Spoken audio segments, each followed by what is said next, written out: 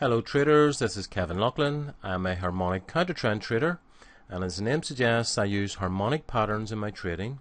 I also use Elliott wave principle, and I inform my trading decisions with elements of classical technical analysis and Japanese candlestick patterns.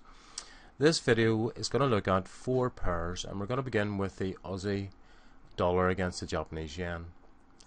I've been involved in this so far this week and last week twice.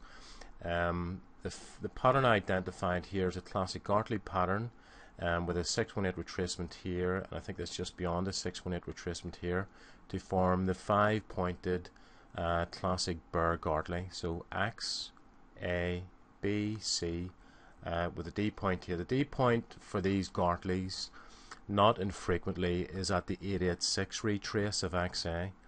And with this, we got, if we look at our RSI, we started to get it overbought, which is a very good sign. So my entry point was here, and I took some profits off that. It was about 8226. Target one was down here, which I think was a 382 retrace of DC or CD. If we can just draw that in, there we are. So it's just above that, yeah. And it's just above that because the 382 actually coincides with the B point, so I think it's good to have your target just above previous significant structure, like the B point of the gartley. It's a good place to have your first target if it's starting to generally coincide with the Fibonacci retrace. The 38.2 I think is a very good target one from an Elliott wave perspective, because from an Elliott wave perspective this is a blue wave 1, then 2, and then say for example that had it been a 3 there, a blue wave 3, then we would expect wave 4 to retrace 38.2% of the wave 3 from an Elliott wave point of view. Anyway, so we made some profits there. We come down into 8072. I think it was about 160 pips profit on that one. There was divergence on the RSI, as we can see, with price moving up, RSI value moving, not keeping up with it, not being congruent. And we saw a challenge taking place here with the upper trend line of the rising channel, but we also had the X point was quite a good resistance area. So this was offering quite a good risk reward. So I entered here. I'm still involved in this one at 8376ish, and it did go in my favor for about 100 pips. But my target's down here at the lower trend line for the rising channel. Again, I think we're looking at, in terms of retrace on this one, from this point here, we're looking at the CD. Yeah, so we're shy of the 3, obviously we're shy of 382. Structure is more important in this instance, and we do have a rising channel. So with a 1-to-1 risk reward, despite price going against me after going with me for 100 pips or so, it hasn't stopped me out. So I'm still hopeful that this is going to come down into this point here, which is my next target one, was about 8200 or so, from 376. So hoping for about 170 pips profit in that one. We have an encouraging shooting star, quite a good bearish daily candle here.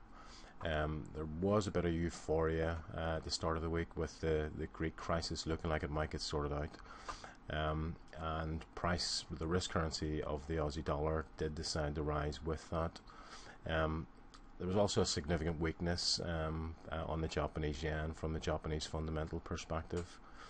So we saw the Aussie rising against, with the Japanese yen dropping. This might have resolved itself from a technical point of view, and I say we have this nice shooting star, and hoping for it to come down in here to form a blue wave 4 at target 1. Okay, and next we're going to look at one I was looking at too prospectively was the Aussie Swiss, another Aussie. What I liked about this were the fibs. We had a nice fib coming down in here to 382 to form the B point. We come up here to about a 618 minus, yeah, between a 50 and a 618 to form the C point. And then I was hoping it was going to drop down to the 886.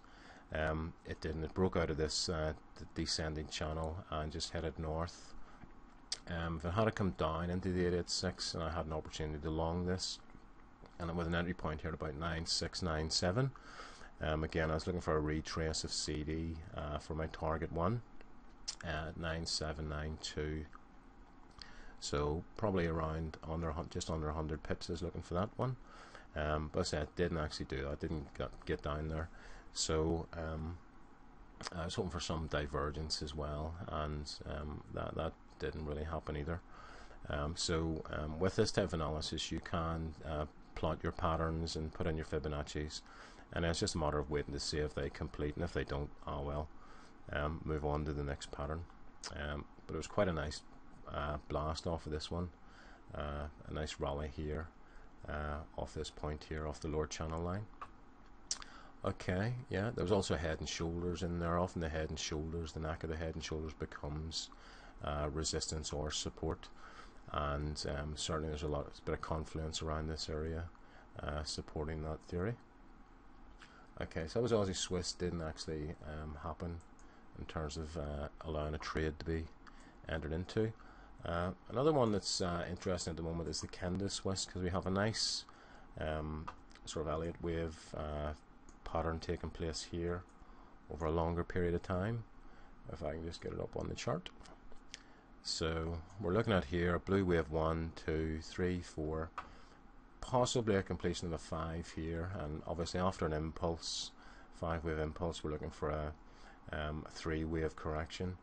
Now if you try and suspend seeing these acts A, B, C, if you look at it from an Elliott wave point of view, this could be an A, and this could be a B, but we have this rally taking place here, so this could be A, B, and then we might have another wave here down, maybe with an equivalent. Let's see if we can get this equivalent over here somewhere. Bring it down to here, so it would be an A, B, C. So, but it could be a flat, could be a regular flat, so we don't know. But what I like about this is that we've got this correction taking place on nice fibs. So if we can sort of try and expand this a little bit and have a look at it, we got a really nice 618 retrace for B. This is an 886 retrace for C. If this RSI gets up into being overbought or diverging here around the 786, 886, then I'll be looking to get short in this one. Again, with my first target, for example, if it comes off the 786, first target is going to be a 38.2 retrace here. In fact, it might be, yeah, for risk reward, it's going to have to be that. It's going to be better if it gets up into the 886, obviously. So if we draw a line here, it's pretty straight, and then move that back up here, yeah, that'll sort of keep us above the X point if we do that. Obviously, if price moves up here into the 886, that's going to be a much nicer risk reward on that one. So I'm just waiting to see what the RSI does on the daily and the 4-hour charts. Okay, and let's finally have a little look at the that was Canada Swiss. Yeah, the EURUSD I thought was I didn't get involved in this one, but I thought it was interesting. We had all the euphoria, the fundamental euphoria surrounding the Greek deal, whether the Parliament would pass the vote to embark on all those very, very severe austerity cuts that the poor Greek people are being asked to shoulder. But interestingly, this all happened here. So this is the opening gap from Sunday night. And so over the weekend there was a euphoria thinking, yeah, they're going to strike a deal. They can't do anything else. They have to strike a deal. There's so much pressure on them from the ECB and the IMF and the US and China and everyone else, because European Union integrity is so important to the whole world economy. So anyway, we gapped on Sunday night. It rose up here nicely up into 618, and then it came back down into a 50, and then went back up just shy of the 786 here. So we have a little gartley, Burr gartley. So this is A, B, C, no, sorry, X, A, B, C, and D, and then it dropped all the way down. But it looks like now in this chart, which is the 4-hour chart, we might have a potential bull gartley. Where now the X is down here, A, B, C and D.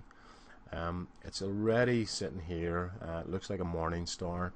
Be interested to see how that closes by the end of this trading day.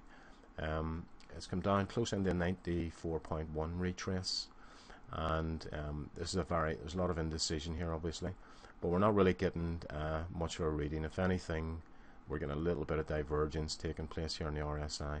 I'd like to see this a bit more oversold actually before I get involved in it.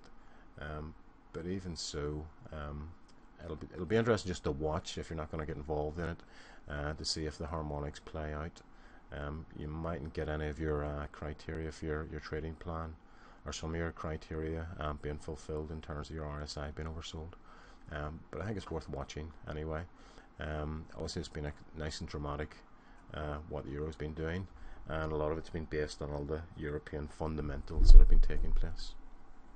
Anyway, traders, I hope you find that interesting, useful. Any comments, please leave them, and I'd like to respond to them. Feedback I'm always grateful for. Anyway, that's it for this week. Good trading, take care, and bye for now.